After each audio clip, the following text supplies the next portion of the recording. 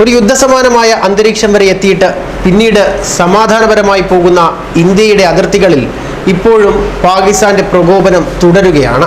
India എത്രയേറെ സംയമനം പാലിച്ചിട്ടും വീണ്ടും പാകിസ്ഥാന്റെ ഭാഗത്തു നിന്ന് ഷെല്ലാക്രമണം തുടരുന്ന ഒരു സാഹചര്യമാണ് ഇപ്പോൾ ഉള്ളത്. അതുകൂടാതെ ഇന്ന് ഷെല്ലാക്രമണത്തിൽ ഒരു സൈനികന് വീരമൃത്യു വരിക്കേണ്ടി വന്നു. മാത്രമല്ല, ഇന്ത്യൻ അതിർത്തിക്ക് സമീപത്തായി ഇന്ത്യയുടെ പ്രവർത്തനങ്ങൾ നിരീക്ഷിക്കാൻ ഒരു F-16 വിമാനം എത്തിയതായുമുള്ള റിപ്പോർട്ടുകളുമുണ്ട്. എന്തായാലും ഇനി എന്തെങ്കിലും പ്രകോപനപരമായ ഒരു സാഹചര്യം ഉണ്ടായാൽ തിരിച്ചടിക്കാൻ തന്നെയാണ് സൈന്യം തയ്യാറെടുത്തിരിക്കുന്നത്. ഇന്ത്യ പാക് അതിർത്തിയിൽ പ്രകോപനമായി വീണ്ടും പാകിസ്ഥാൻ വരുന്നു എന്ന റിപ്പോർട്ടുകളാണ് ഇപ്പോൾ പുറത്തു വരുന്നത്. F-16 യുദ്ധവിമാനവുമായി പാകിസ്ഥാൻ ഇന്ത്യൻ സൈന്യത്തെ നിരീക്ഷിക്കാൻ എത്തിയത് ഇപ്പോൾ ചർച്ചയാവുകയാണ്.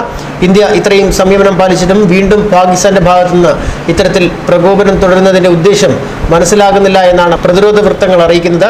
ഇന്നലെ പുലർച്ചെ 3 മണിയോടെയായിരുന്നു ഈ സംഭവം ഉണ്ടായത്. പൂഞ്ചിൽ പാക് സൈന്യം നടത്തിയ ഷെല്ലാക്രമണത്തിൽ BSF ഇൻസ്പെക്ടറും 5 വയസ്സുള്ള ഒരു പെൺകുട്ടിയും കൊല്ലപ്പെടുന്ന ഒരു സാഹചര്യം വരെ ഉണ്ടായി. എന്നിട്ടും ഇന്ത്യ സംയമനം പാലിച്ചിരിക്കുകയാണ്. പ്രകോപനപരമായി എന്തെങ്കിലും സൃഷ്ടിച്ച് വിഷയത്തെ കൂടുതൽ വഷളാക്കാതിരിക്കാനാണ് ഇന്ത്യൻ സൈന്യം ശ്രമിക്കുന്നത്. തിങ്കളാഴ്ച രാവിലെ മുതൽ പാക് സൈന്യം നടത്തിയ ഷെല്ലാക്രമണത്തിലാണ് ഇത്തരത്തിൽ പ്രദേശവാസികളായ പെൺകുട്ടിയും സൈനികരും കൊല്ലപ്പെട്ടത്.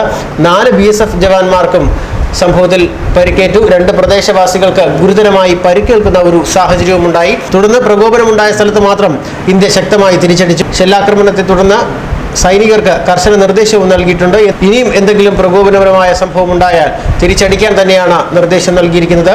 പൂഞ്ച് മേഖലയിലെ സ്കൂളുകൾ അടച്ചിടാനും സൈന്യം ഇപ്പോൾ നിർദ്ദേശം നൽകിയിട്ടുണ്ട്. തിങ്കളാഴ്ചയും മേഖലയിലെ സ്കൂളുകളൊന്നും തന്നെ പ്രവർത്തിച്ചിരുന്നില്ല. പാകിസ്ഥാന്റെ ആക്രമണത്തെ ശക്തമായി പ്രതിരോധിക്കാനുള്ള നിർദ്ദേശവും ലഭിച്ചിട്ടുണ്ടെന്ന വിവരങ്ങളും വരുന്നുണ്ട്. എന്തായാലും പാകിസ്ഥാൻ ഇപ്പോഴും ഇന്ത്യക്കെതിരെ പ്രകോപനം തുടരുന്ന ഒരു സാഹചര്യമാണ് ഉണ്ടായിരിക്കുന്നത്. ഒരു യുദ്ധം വരെ എത്തിയിട്ടും അത് സമാധാനപരമായി പിരിഞ്ഞിട്ടും എന്തുകൊണ്ടാണ് പാകിസ്ഥാന്റെ ഭാഗത്തു നിന്ന് ഇത്തരത്തിൽ പ്രകോപനപരമായ സാഹചര്യം ഉണ്ടാകുന്നതെന്നാണ് ഇപ്പോൾ മനസ്സിലാക്കാൻ കഴിയാത്തത്. ഒരു യുദ്ധത്തിനാണ് പാകിസ്ഥാൻ തയ്യാറെടുക്കുന്നതെങ്കിൽ അത് പാകിസ്ഥാന്റെ നാശത്തിലേക്ക് തന്നെ പോകും. എന്നാൽ പ്രകോപനം തുടരുന്നത് എന്താണെന്നാണ് മനസ്സിലാവാത്തത്.